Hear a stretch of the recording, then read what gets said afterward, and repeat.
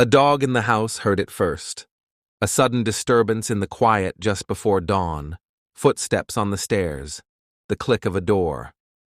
On the third floor of the rental home at 1122 King Road in Moscow, Idaho, best friends Kaylee Goncalves and Madison Mogan were in bed in Maddie's room.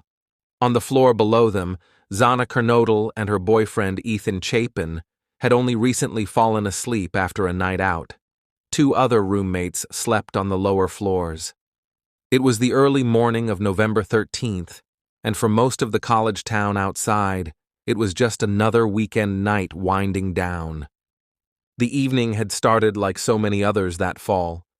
Kaylee and Maddie went to a popular bar downtown, then stopped at a food truck where a live stream camera captured them ordering pasta before catching a ride home.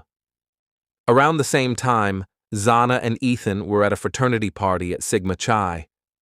By about 2 a.m, all four were making their way back to the 3-story house tucked just off campus.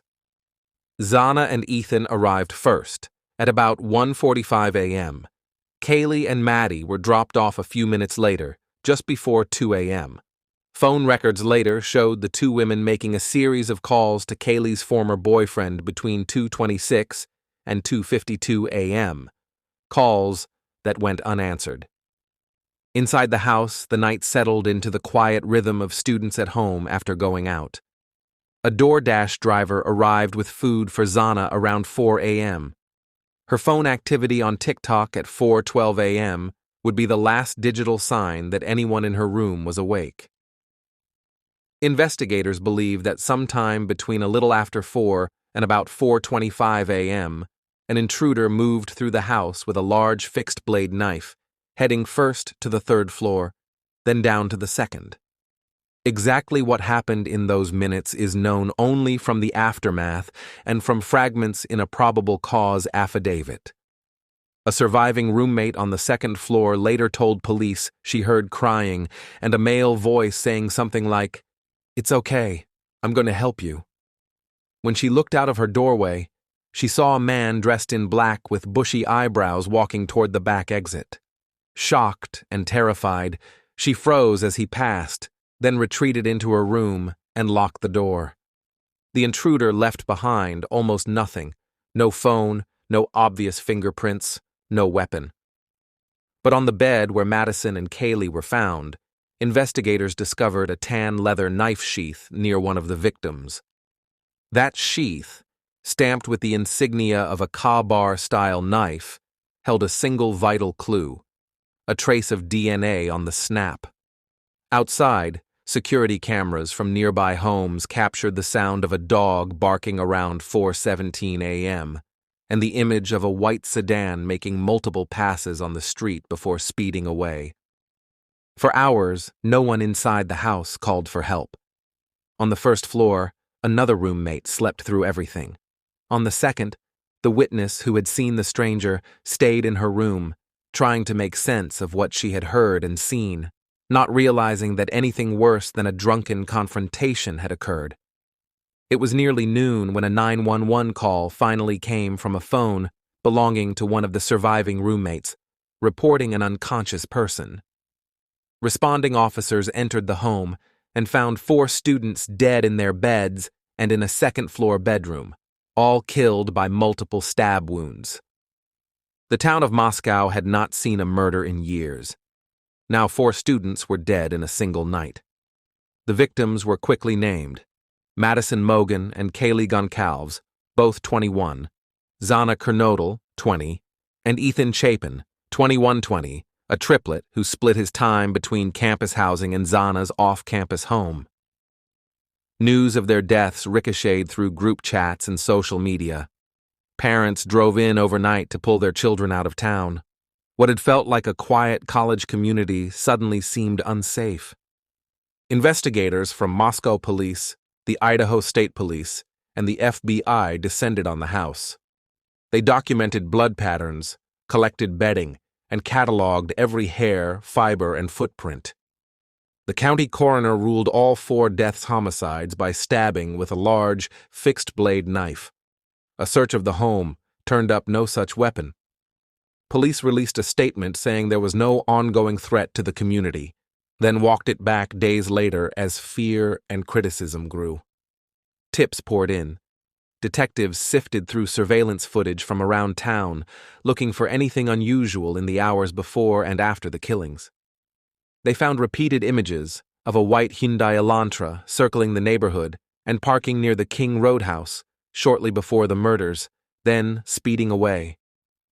At the same time, forensic analysts worked on the DNA from the knife sheath. It did not match anything in the national CODIS database, so investigators turned to genetic genealogy, building a family tree from distant relatives who had submitted DNA to public databases. By late December, that tree pointed toward a family in Pennsylvania and a 28-year-old criminology PhD student living just 8 miles from Moscow in Pullman, Washington. His name was Brian Kohberger. He drove a white Hyundai Elantra and studied criminal behavior at Washington State University. Cell records showed his phone near the victim's house multiple times in the months before the murders. On the night of the killings, his phone went dark near Pullman at 2:47 a.m. and reappeared on the network again after 4 a.m. south of Moscow. Investigators began quietly tracking him. They noted his height and build, his bushy eyebrows, his routines. They collected trash from outside his parents' home during a holiday visit in Pennsylvania and compared a sample of his father's DNA to the profile from the knife sheath. The probability that an unrelated person had left that DNA, they concluded, was astronomically small. With that, along with vehicle records and cell phone pings, they felt ready to move. In the early morning hours of December 30th, 2022, a tactical team surrounded the Kohberger family home in the Pocono Mountains. Inside, Brian Kohberger was taken into custody without incident. He was charged with 4 counts of first-degree murder and 1 count of felony burglary and extradited back to Idaho, where he appeared in an orange jumpsuit before a judge and waived his right to a speedy preliminary hearing. For months after his arrest, the motive remained unclear. Prosecutors prepared to seek the death penalty. The defense filed motions challenging the evidence and the way it was gathered. Meanwhile, the University of Idaho tried to grieve and move forward. The rental house on King Road was eventually demolished, replaced by a healing garden and scholarships in the victims' names. For many students, though, the sense of peace that once came with late-night walks in a small town never fully returned. In July 2025, rather than face a capital trial, Kohberger changed his plea. In a Boise courtroom, he admitted to each killing, standing expressionless as the judge read the names of Madison Mogan, Kaylee Goncalves, Zana Kernodle, and Ethan Chapin, and asked whether he had murdered them. He answered yes every time.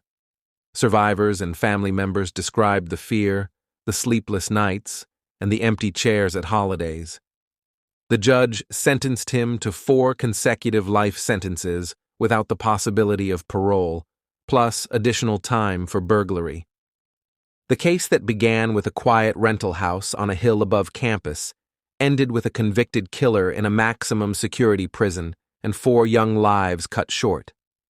For the families, justice on paper could never replace what was lost in those dark minutes just after 4 in the morning when a stranger climbed the stairs and turned an ordinary college night into one of the most haunting homicide cases in recent memory. Thank you for listening to Homicide Files. Subscribe for more true crime stories.